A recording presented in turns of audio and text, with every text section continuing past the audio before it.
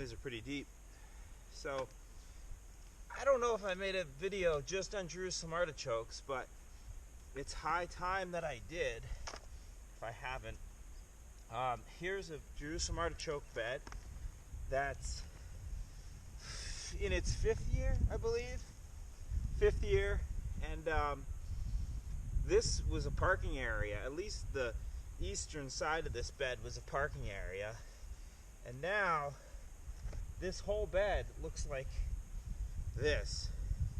There's worms, hundreds, maybe thousands of worms right here. It's about 10 feet, 8 to 10 feet by 50 or so. So call it 500 square feet. I've already harvested about half of it, and I'll get about, well, I've already gotten probably 40 pounds because I have another bucket of J-chokes over there. So they're really productive. Maybe not quite as productive as a regular potato, but how much work have I done here in this bed? We planted it. There was actually quite a few of us. I had some help from my apprentices to plant this bed. And say it took 4 hours to plant these sunchokes right here. And then I've harvested it every year since that first year, 4 years. Let them establish the first year. I find that if you harvest them, they actually produce better. If you just let them go, I've had some patches over the last 10 years where I've just let them go, and they kind of die off a little bit. They really want a lot of disturbance. And you won't get them all. So it actually rained pretty hard the other day, and I had harvested that half, and you could see like 50 of them just kind of on the surface, little guys like this, all over the place. And those are going to be this year's crop, or next year's crop, this year's growth. And so you won't get them all. You don't have to worry about, sometimes people say, oh, well, you got to be careful not to, over harvest them. I mean, you'd have to really sift all this soil through a screen to get even almost all of them, and you still would end up with some. So you're not going to get them all. I find you get enough that they keep doing well. And look at all these worms. So this patch has gotten essentially no work but harvesting. I burned it this year, which is the first time in 5 years, just to change up the nutrient availability. And I was just on a burning craze anyway, so I was just torching everything I could. It was nice and dry. And so it's a perennial potato. Basically, it's a staple crop. You plant once. It's basically a self-perpetuating situation. It's got, I joke that a Jerusalem artichoke bed and a 22, bunch of 22 ammo, and if I had to go live on an island in a cold climate, and I could only take 2 things or 3 things, those might be it. Maybe a fishing pole if there was good fishing around. But yeah, they are just really hard to beat. And they're not, I'll be straight up, they're not my favorite food. I'd rather eat potatoes. Regular old potatoes, I think, are more versatile. But you don't have a perpetual food source like this with potatoes. And the fact is, you can cook these a lot of different ways and get real good staple crop value out of them. Lactofermenting, slow cooking, baking. Our favorite that we have had, my favorite meal I've had with them is a pureed soup. So slow cook, boil, puree them, let it cook overnight on the wood stove some more, and that's going to be most digestible. Because if you know J-chokes, you know that the inulin is hard to digest, the form of sugar. That's why apparently for diabetics it's a fantastic food source. But they're not the most digestible thing in the world if you don't prepare them carefully. So do slow cook them or lactoferment, not both, and you're going to have just a ton of really good food from these guys. And I can't really say enough about them. One of the most amazing things is how much of a soil builder they are, as you can see. So as far as regeneration, not just food, but food via regeneration, or regeneration via getting a yield and feeding yourself. I don't know of anything that compares. They're basically as easy to grow as comfrey, but they're a staple crop. We do eat comfrey. Actually, we do take comfrey internally and make a green juice, but it's not a calorie crop. You're not going to eat much comfrey. It's a medicine and a soil builder. And this is basically a comfrey. This is your comfrey that's a staple crop. So, just an impressive plant ally that I think is, utterly essential in a cold climate. I'm not sure what the warmest zone. These are hardy too. Probably well into 7 or 8, maybe even 9. Helianthus, they're true. I don't like the word native, because just when, what's the date that you're using to determine native. But these have been here a long time on this continent. They're a sunflower, and so if you're into native plants, you can't get more native than this.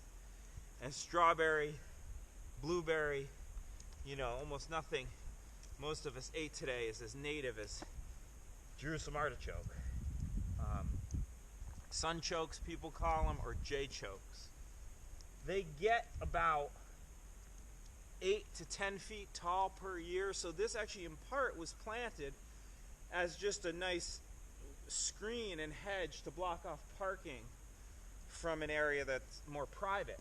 So as a nice perennial summer hedge, they're fantastic. Windscreen, windbreak around a veggie garden. You don't want to put these anywhere very close to a veggie garden though. Just treat them like comfrey. Don't put them where you don't want them permanently. So I like to put them where I can mow on both sides. And they don't migrate if you just mow the edge. The edges of driveways in this climate are kind of like the same way we like to plant black locusts at the northern edges of fields, just as why not? You're going to get a fantastic yield of hardwood, firewood, pollination, nitrogen fixation. It's kind of like one of those just the no-brainer things. You don't even have to really do much planning before deciding to do that. The same way as that, I tend to think of the edges of driveways for Jerusalem artichokes. Got an edge of driveway, it's going to get snow plowed, decimated every year. Stitch it up with J-choke. You're going to have food, you're going to have the latest flower you can basically have in this climate, besides blue lobelia is probably the only thing that's that late that I can think of. And you're going to have food coming out of your driveway. On our other site, we harvest, I call it harvesting the driveway, literally. I mean, we literally just eat our driveway via Jerusalem artichoke. And, if I wanted to turn this into like a veggie garden over time, I could. I'd have to tarp it for a year or two. But the kind of soil making that this is done here is just the most impressive thing to me. Besides that, it's a perennial staple crop. Those are pretty rare. You could grow veggies in here now. This was basically a driveway. It wasn't graveled, but it was parked on a lot. It was beat up. And now it's loose, the top 6 inches. It's filled with food and worms and organic matter, soil biology. It's deep. It's loose to my wrist. Solid 6 inches. So, fantastic plant. I'm kind of going on about it now, but you get the picture. You really want them in your landscape. I'd say that's the long short of it with the J-chokes. We have 3 different varieties in here. I'm selling them now. We're selling a lot more farm products this year.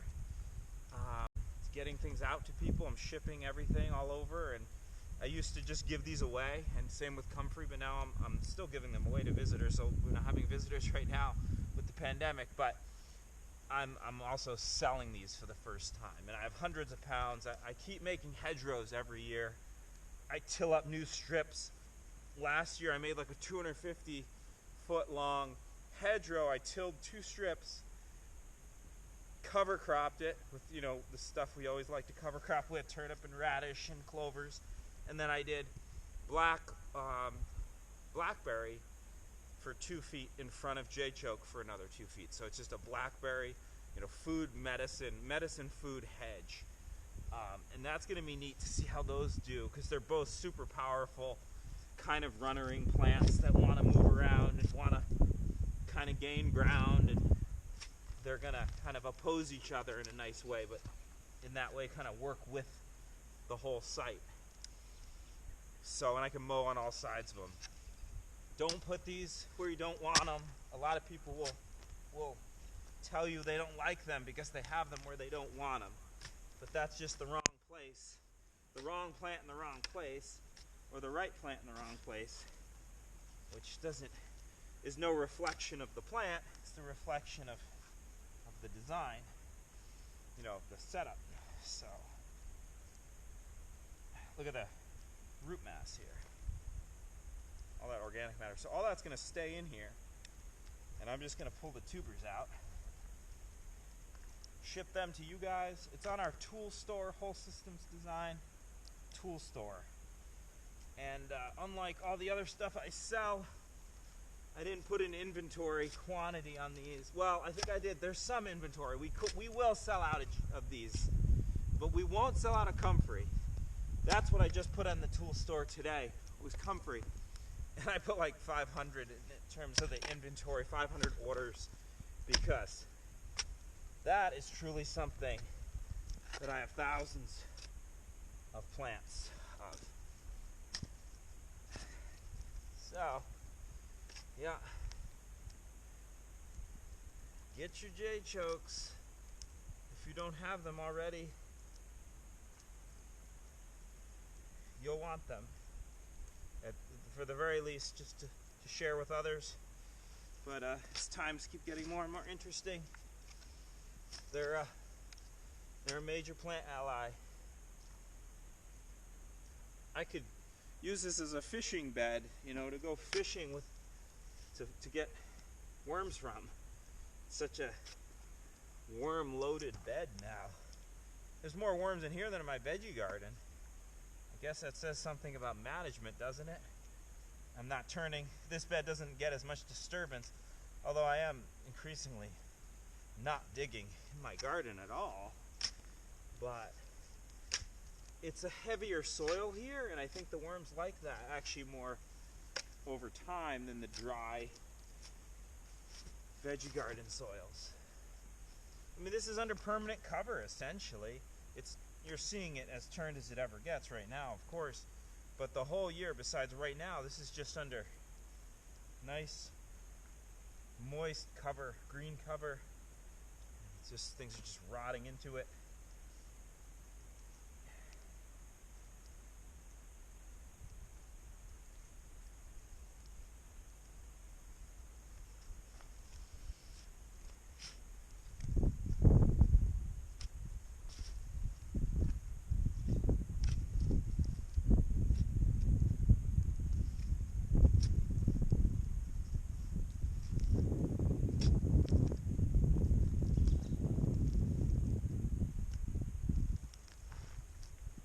If I keep scaling this up, I may make like an implement for my BCS that, like a potato hip, what do they call them? Not a hiller, but basically a digger, you know, a lifter. They call them potato lifters, I think. You know, just something I could drive through on the 2-wheel drive BCS tractor and have them just kind of lift the bed so I can get in here more easily. But that's kind of lazy too. I could just keep with this. I mean, I can harvest a lot. pretty quickly. Not mechanized.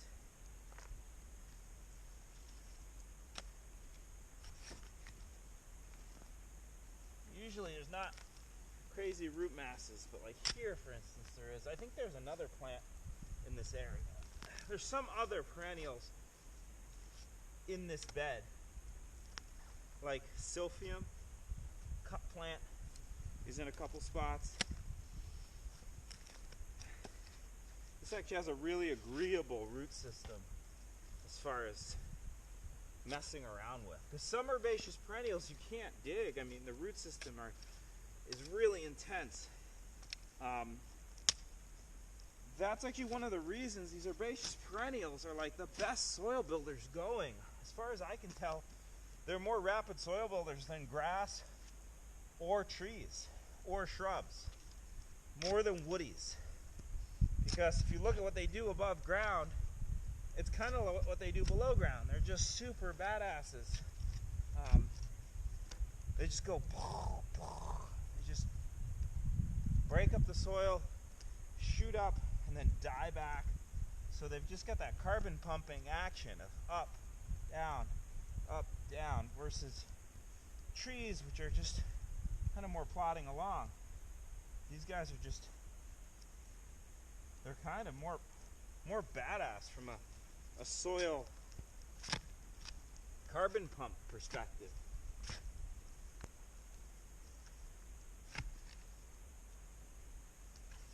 I dump some urine in here every year. I try to. I don't always, but it's nice to give them some nitrogen, but they really don't need it. That's the amazing thing too. These aren't hungry plants. I mean, they might be heavy feeders, considered heavy feeders, but I don't feed them really.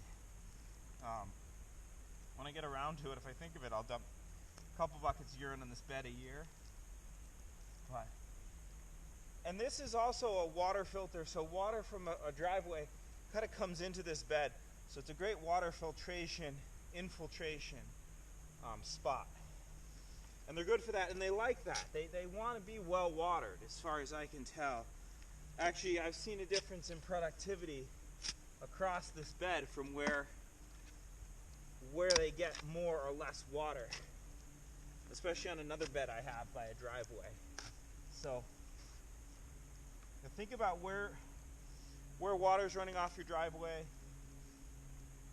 and as long as you have sun there, you can grow artichokes in gravel. I mean, it can be pretty horrible stuff, and you can get a food yield with artichokes as the intermediary.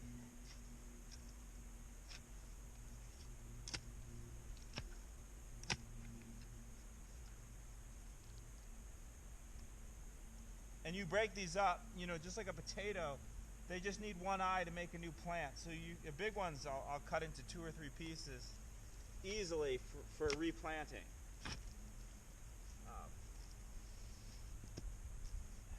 So I'm selling, some of the pieces I'm selling, you'll get multiple plants out of for sure,